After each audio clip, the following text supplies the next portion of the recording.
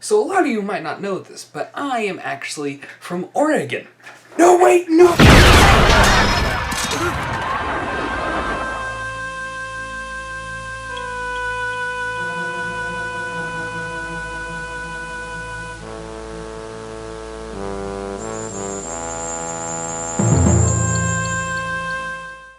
Back off! Huh?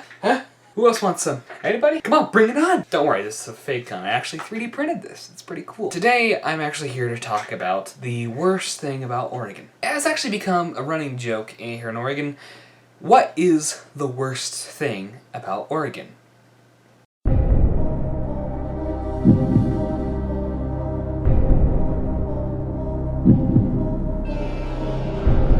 answer's D. The Californians living there. I actually love that joke. But I'm here to talk today about the worst Californian living here, Kate Brown. Now, I know this seems a little bit odd. Hugo, why the hell are you talking about Kate Brown on SJW Central? Don't you normally do, I don't know, newspaper articles or whatever? And yes, I do. That is what I want to do. But I just wanted to do something just a little bit different. I wanted to bring you guys a story that a lot of people don't know about. And this is one that is actually very, very important to pretty much all of Oregon. I really wanted to share it with you guys. So, who exactly is Kate Brown? Let's start there. So, being as Kate Brown is really the source of several issues that are very important to all Oregonians, and yes, that's how you pronounce it. Oregonian. It's not that hard. KTVL CBS 10 News in Medford. Pump your own gas starting January 1st. Oregonians. Oregonian. So today I'm actually using the bane of all teachers' existence, Wikipedia. I know it seems a little bit weird, but hey, I like Wikipedia. Whatever. Cut me some slack, alright? I can't find a news article on everything. Alright, I'm just going to skip through her whole early life and career or the Oregon Legislative Assembly. I just don't have the time. I want to cut this video short, you know? Not short, but I want to get right to the point. I want to cut to the chase, if you will. I know I said I wouldn't go over her backstory, so I'm just going to skim over it, just that way you have some context. Kate Brown was actually born in Madrid, Spain, where her father was serving in the United States Air Force. That still makes her a U.S. citizen, damn it. And grew up in Minnesota. So hold on. Grew up in Minnesota, which has an entirely separate demographic than Oregon. Yet still, somehow, she thinks that she's the one who's going to lead Oregon the best. Really? So what did she do in college? You know, that might be a little bit important, right? Well, she earned a Bachelor of Arts in Environmental Conservation with a certificate in Women's Studies from the University of Colorado in 1981. And this is where we run into our first problem. Kate Brown really doesn't care about any of the Oregon people. All she cares about is the Oregon wildlife and the trees. Honestly, sometimes I feel like I am on a really bad episode of Whose Line Is It Anyway? Hello everybody, welcome to Whose Oregon Is It Anyway? Where a tree has more rights than you and the points don't matter. And a certificate in Women's Studies. How is that important in any way, shape, or form? This is a serious question. How in the world is a certificate in Women's Studies important to quite literally any job? Anybody? Leave it in the comments. I want to know. How is it important? And she also got a degree in environmental law from the Northwestern School of Law at Lewis and Clark College in 1985. Anyway, I've heard a lot of good things about Lewis and Clark College, so I'm going to cut a little bit of slack off of Lewis and Clark there. I'm not going to go over her whole time of Secretary of State, but there is one part that I find interesting. You can read all this yourself, make your own conclusions, okay? Don't let me be the brain for you. In January 2015, Brown submitted a letter to the Federal Communications Commission in support of the purchase of Time Warner Cable by Comcast that had been almost entirely ghostwritten by Comcast, a company that has made a total of over $10,000 in donations to her past election campaigns. I think this is where I run into my first issue with Kate Brown.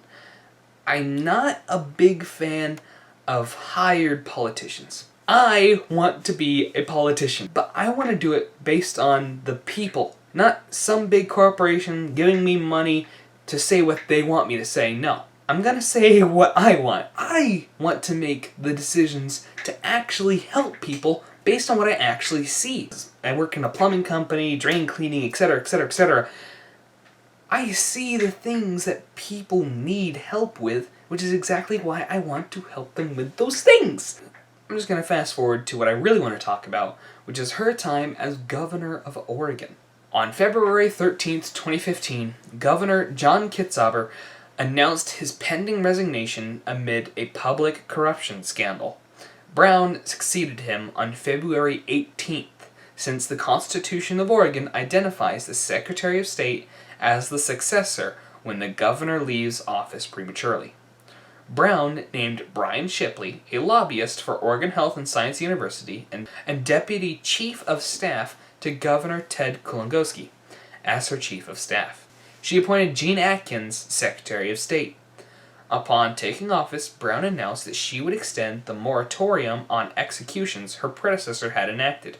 She also signed a motor voter bill she had championed while Secretary of State to automatically register voters using their driver's license data. In Oregon, it's actually fairly easy to get your license. I have a buddy who did it last week through a school program. I did it through a school program. There are so many different ways you can actually get your license. What Oregon has that a lot of states don't is vote by mail. And what happens is, whenever there is an election year, and it comes that time of the year, a whole bunch of letters get sent out, and you can actually vote in your own home. You just fill out the ballot, put it up, send it in. It's actually very simple, very easy. Thing is, though, who actually votes? Well, if you're sending out all these things to people at their own homes, define homes, a lot of people who are going to be voting are, guess what? Welfare. And that's very important, because Oregon has a huge welfare problem. And I know this from experience. I've worked in a lot of these welfare homes.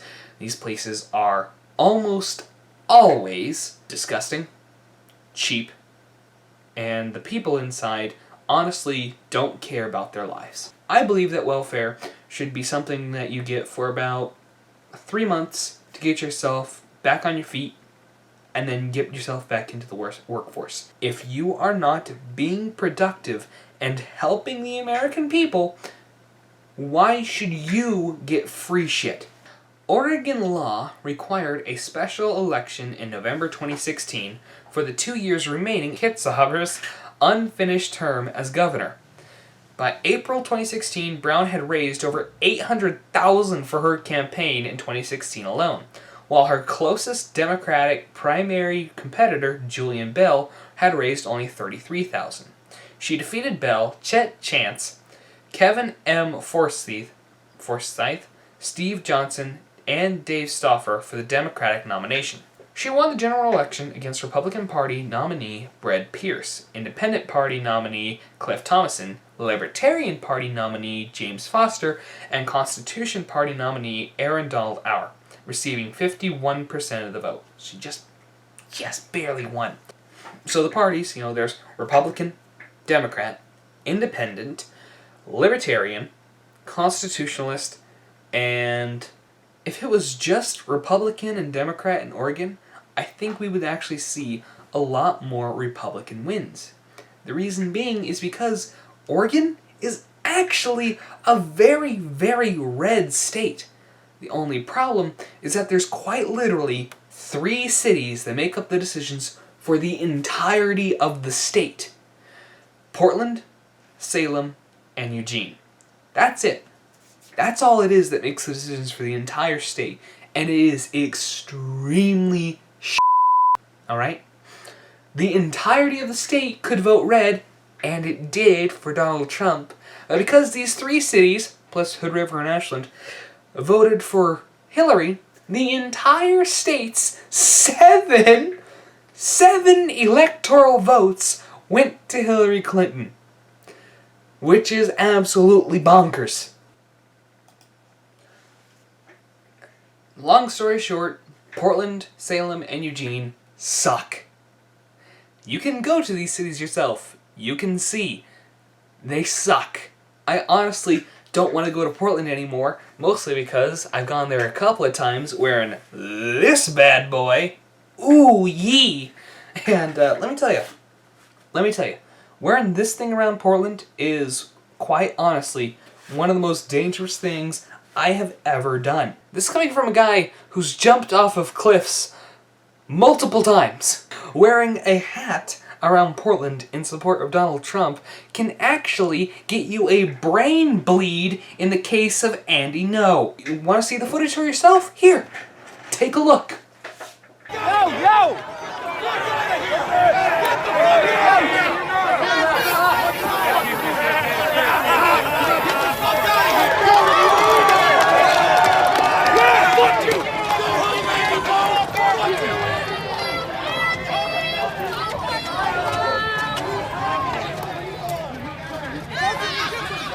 Fucking own, bitch!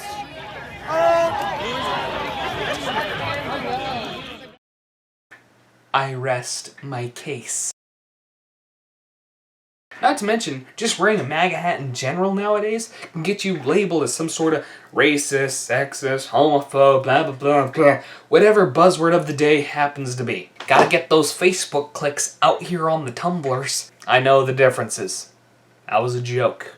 But here is the most important thing. It's two-parter. In November 2018, budget plan Brown proposed a 30-year plan to limit Oregon's greenhouse gas emissions via a cap-and-trade system. In 2019, after a measles outbreak in Oregon, she urged parents to vaccinate their kids. Holy smokes, this is basic science, she said. The part that's very important is the cap-and-trade system. 30-year plan to limit Oregon's greenhouse gas emissions. Oregon? Really?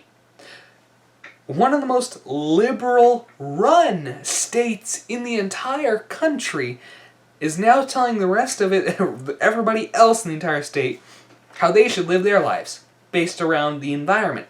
I understand that you care about planting trees, cleaning up the seas, saving the bees, and I agree with those, but I run into an issue when it starts infringing on the rights of everybody else.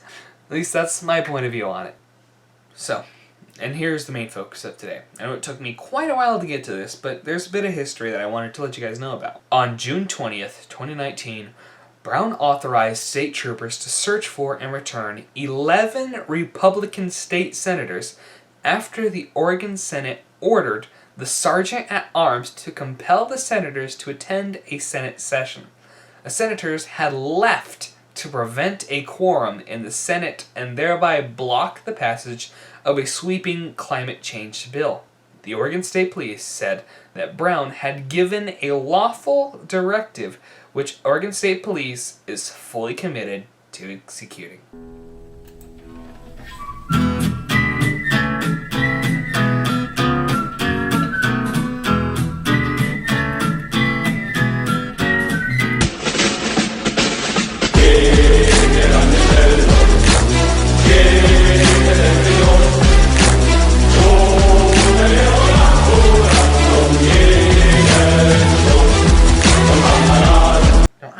Have somewhere an actual statement by the Oregon 11. I absolutely love these guys. The fact that they did this just to stand up to pretty much Oregon's dictator, I love. Leftists tend to love to protest.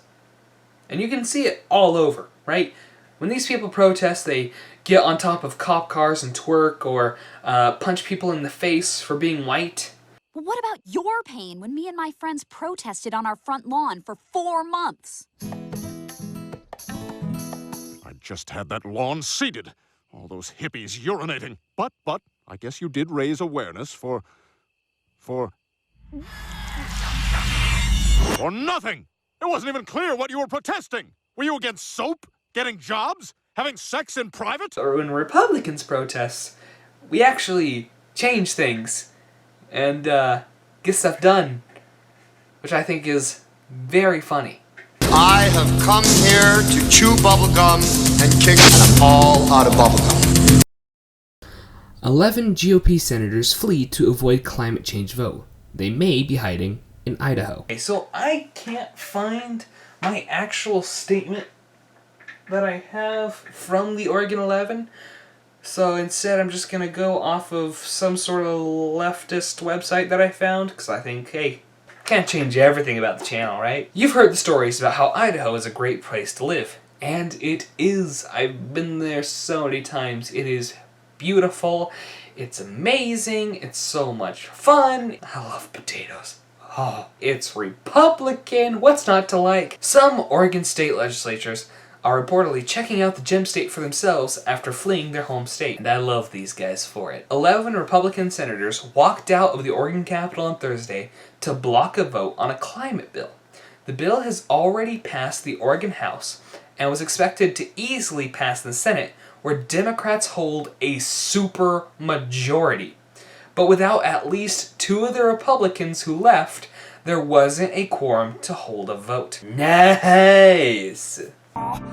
Nice! Peggy Bookquist, wife of GOP Senator Brian Bookquist of Dallas, 15 miles west of Salem, told CNN that the 11 senators are together out of state. They all left and are in Idaho. I don't have a way of contacting him, Peggy Bookquist said. Oregon Governor Kate Brown, a Democrat, authorized the Oregon State Police to pick up the wayward lawmakers, but their jurisdiction ends at the Snake River that separates Oregon from Idaho.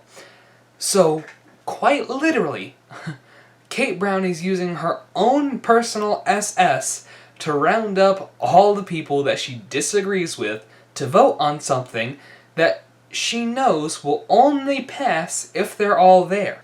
Even if all of them voted no on it, the bill that she wants to pass would still pass. How does that represent Oregon at all? The Oregon governor has the authority to order the Oregon State Police to round up missing legislators for a vote. Well, if I ever became an Oregon legislature and somebody tried to tell me that I had to vote on something or go to jail, bring it on!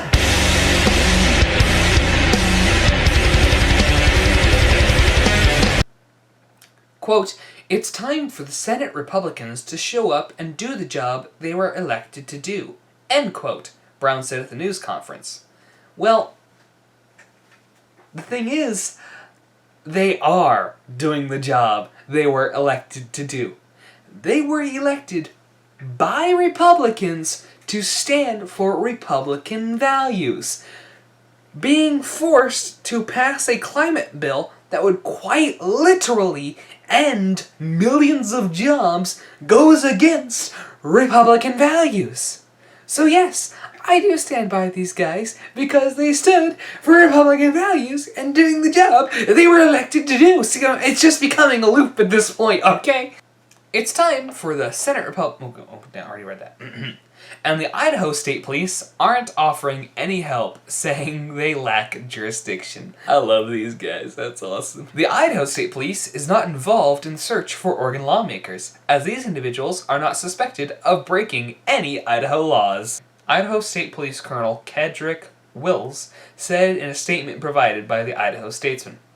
Brian Bookquist caused a stir Wednesday as he issued a warning to the Oregon State Police as the threat of walkout loomed. "Send bachelors and come heavily armed," Bookquist said in remarks reported by KGW-TV in Portland. "I'm not going to be a political prisoner in the state of Oregon. It's just that simple." As Tyrion Lannister would say, There's a brave men knocking at our door. Let's go kill them! Yeah! if the Oregon senators are in Idaho, it's likely they're holed up in a mountain hideaway. Well, you know what? A bunch of Republicans up in the mountains in a mountain hideaway, probably making s'mores, cooking burgers, actually having meat. Honestly, it sounds like a great getaway. Sign me up for the next one, please, for the love of God. Just take me with you. Senator Dallas Hurd of Roseburg, 70 miles south of Eugene. Hey, Roseburg, that place is awesome.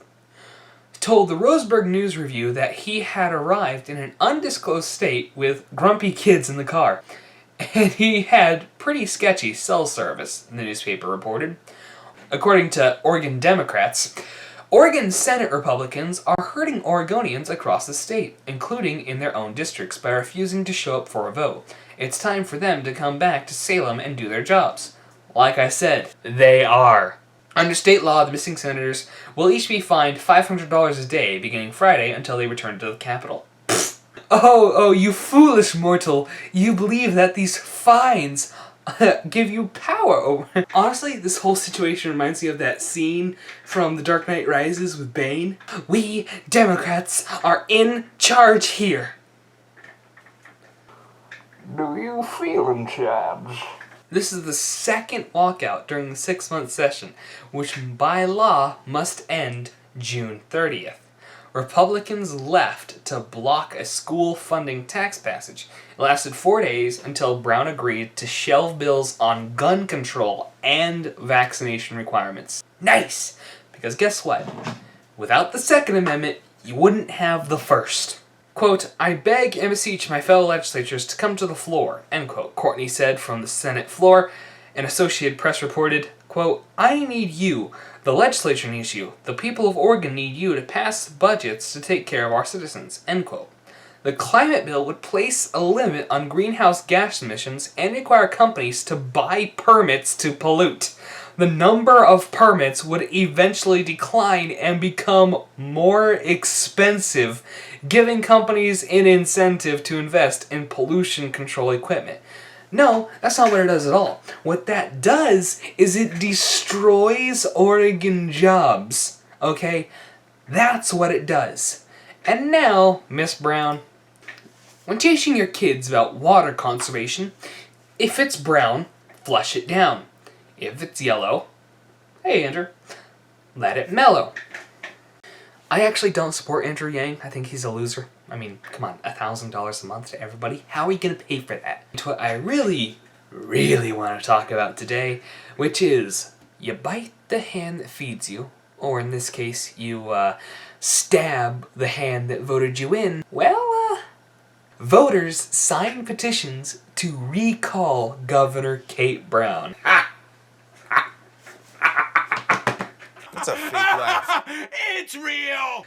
Medford, Oregon. Oh, hey, that's me! On Thursday, voters showed up in droves to sign petitions to recall Oregon's Governor Kate Brown in front of the DMV in the Village at Medford Center. I know exactly where that is. I watch a lot of movies in that area. One organizer, Melanie Reel, said she has already received over 1,000 signatures on the first day.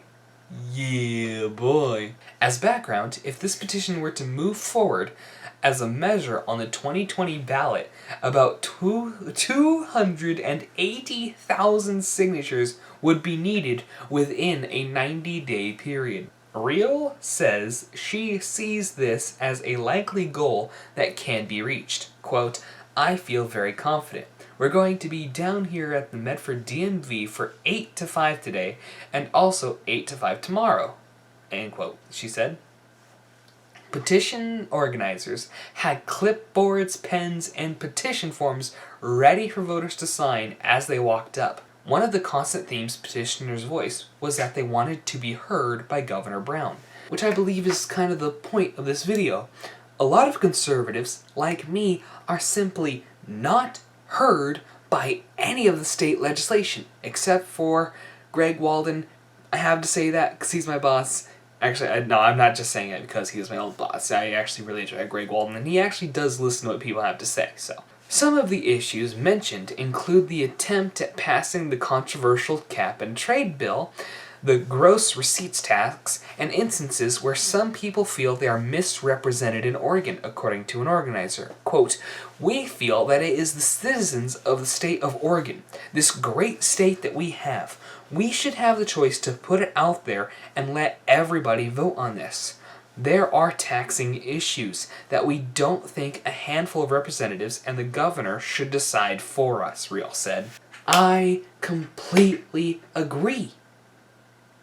I have no joke for this. She said she was at the DMV since 7:30 a.m. and said she will continue taking signatures until 5 p.m. and will also be doing this Friday. I can't believe I missed that day, but I will find her, and I will sign that petition. Real said the momentum is gaining quickly and is optimistic about reaching a 300,000 signature total. Here we have a photo from Twitter, SammyKTVL. Many voters are outside the Medford DMV to sign a petition which would allow voters to then remove Governor Kate Brown from office. Roughly 280,000 signatures will be needed to move this forward. This is awesome. This is unironically awesome. This is great. As previously reported, the earliest day to petition a recall of those currently in office could only be done after they have served at least 6 months of their current term, according to Secretary of State's office. 2 variations of the petition are available for voters to sign. They can be read below. Go ahead, look for it yourself. You do you, make your own decisions. News 10 reached out to Salem officials to inquire on the validity of online petitions that are also in circulation, but has not yet heard back. Governor Kate Brown's term currently would expire in 2022. While traction has been made on signing these petitions, opposing the petition is still prevalent. Is it though? It's about time that there has been a conservative win in Oregon. I mean, seriously, it's been a long time. I think the last time Oregon was really conservative was underneath Ronald Reagan. So it's been easily 30 plus years since Oregon has had a conservative win. I don't mean like a conservative winning an election. No. I just mean a conservative win in general. Now, all of a sudden this year, we have Republicans walking out to protest a gun bill. Republicans walking out again to protest this absolute batshit insane theory that somehow Oregon's carbon footprint is affecting the entire world. You want to talk about pollution, go to China, go to Asia. I've made that argument before, but the point still stands.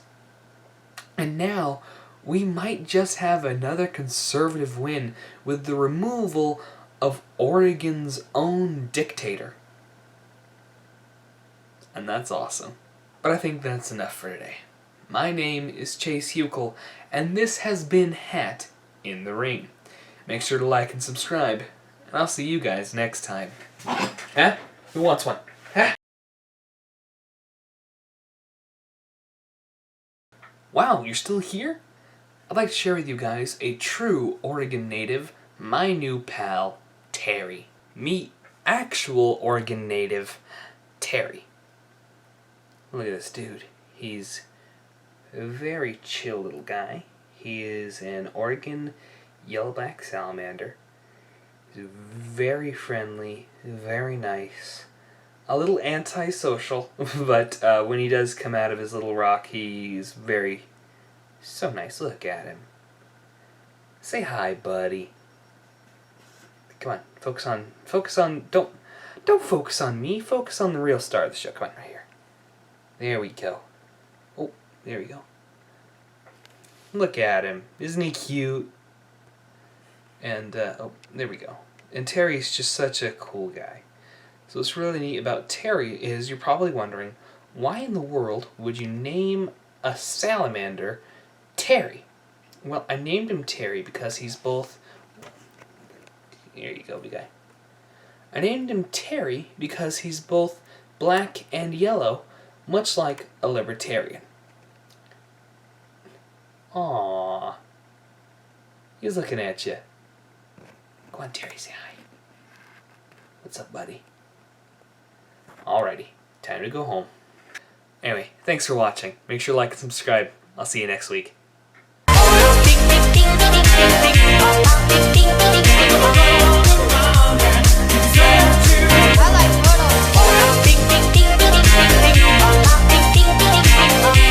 you ever had a dream? Ding, ding, ding, ding, ding, ding, ding, ding, ding, ding.